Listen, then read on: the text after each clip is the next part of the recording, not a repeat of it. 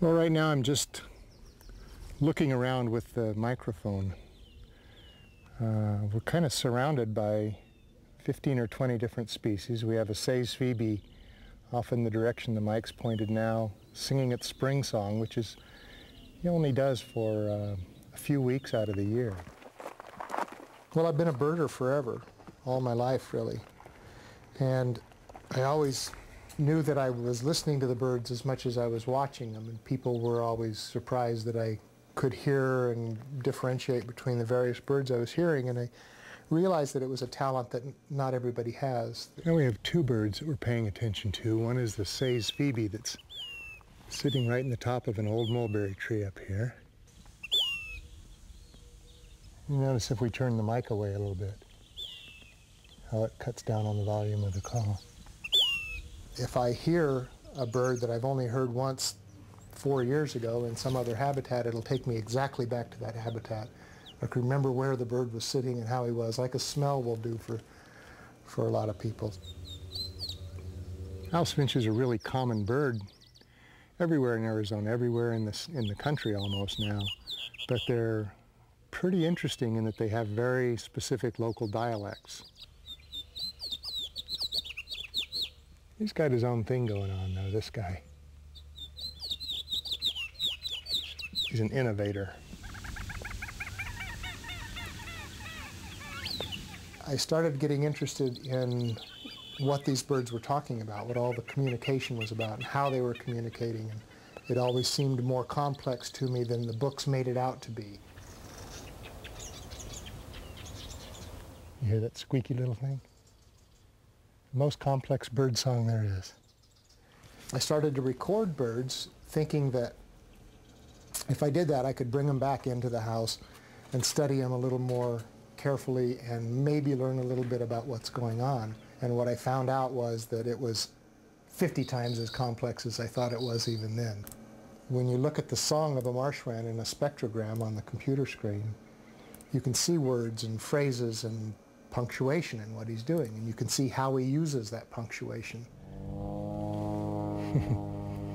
Aircraft are really the bane of recordists' lives. They dominate the soundscape for miles around them. And now we've got one doing acrobatics right up above us here. The problem these days is more that there is so much sound around you, so much human-generated sound, that most of the natural sound just gets blocked out, and you get used to filtering out most of what you hear all the time. When you go out in nature, I think it's real difficult to turn off that filter and start listening again. It even took me a while when I started doing this seriously to really pay attention to very faint sounds in the distance, and you kind of have to train yourself to do it. It's your natural inclination, like I'm now listening to the Anna's hummingbird behind me as I'm supposed to be paying attention to you. The stuff that looks like grass here is another kind of a reed called Juncus mexicana, and it's populated by fishing spiders. They don't actually fish, but they're always right at the edge of the water here. Nice thing about nature recording is it's just a nice excuse for getting out and seeing all this interesting stuff every day.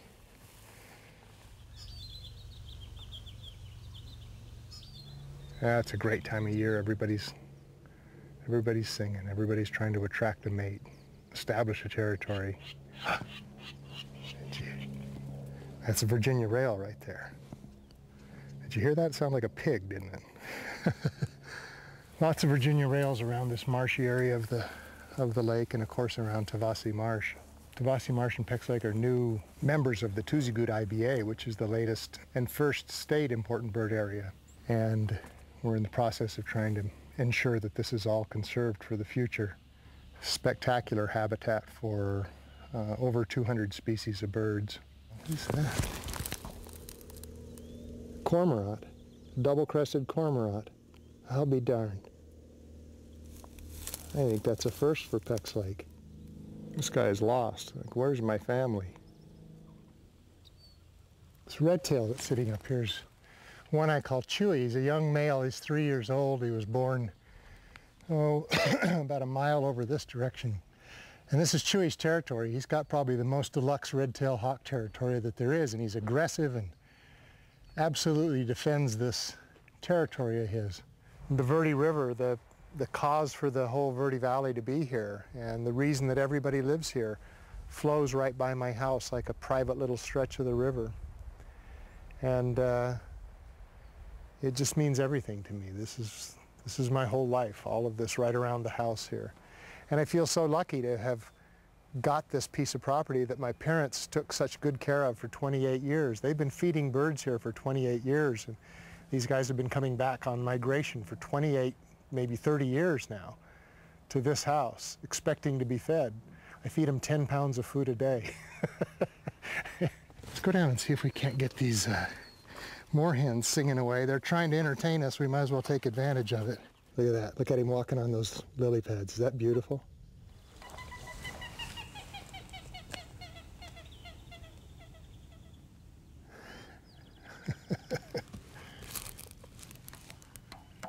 Give me one of those. It was great to hear the moorhens all calling and talking to each other, and the male and the female chattering amongst themselves, and you get to feel like you're much more a part of their world than you do as just an observer. Look, I have a beautiful white tail with 2 big flashes on it. She says so. I've seen better.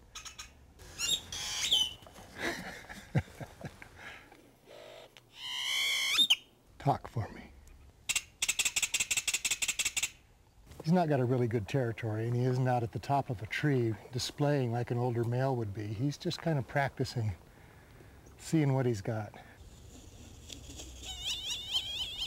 The amount of information that's conveyed from one bird to his target, I think, is very, very complex and very specific. Someday we're going to realize that there's much more going on out there, that these guys are much more complex than we think they are. This is Nature Songs. It's my website. It's in fact the busiest bird-related website on the internet today. It's certainly the largest natural sound site on the internet today. It gets 3,000 to 4,000 individual visitors a day. A lot of people interested in this kind of stuff.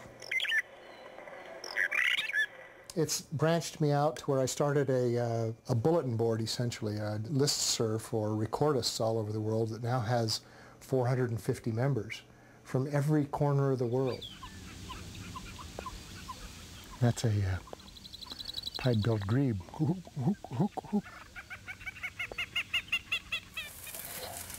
A lot of people write to me every day and say, geez, you know, your website's a treasure, I really love it, you know, it's opened up a whole new thing for me or whatever, and those are great letters to get, you know, because they say that it is whetting their appetite to appreciate nature more than what they did before. And that's the point of everything I do, is to get people to appreciate it more, you know, to want to conserve it, to know that there's value in this stretch of quiet river and in this important bird area that goes up and down the Verde River, and in Tavasi Marsh over here, that if we build 900 homes out there, it's gone forever. Your grandkids will never know what a marsh looked like. And we can afford that, you know, we can afford that one marsh and this one lake and a few other tracts like that here and there in Arizona. You know, we don't need houses everywhere. There's plenty of golf courses in Phoenix. That's my plea. Save us a little bit of this.